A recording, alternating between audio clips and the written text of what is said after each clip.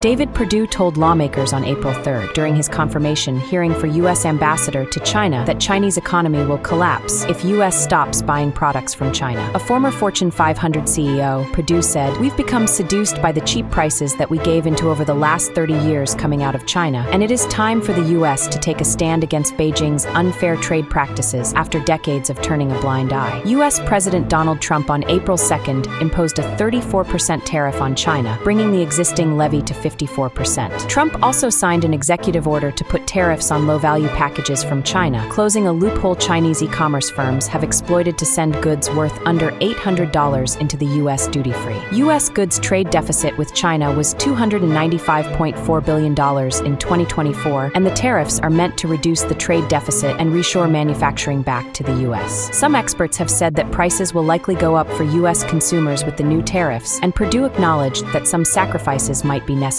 Most people are not aware that they're in our power grid. They're not aware that they're collecting our data. That is an education process that we owe our people, Perdue said. "One of my top responsibilities is to make sure they understand how deeply we feel about the atrocities," he added. Perdue said some of the cheap products from China are produced from slave labor of Muslim Uyghurs in Xinjiang region, used as a tool for Beijing to cheat the international trade system. "If America doesn't stand up for that, no one else will," he said.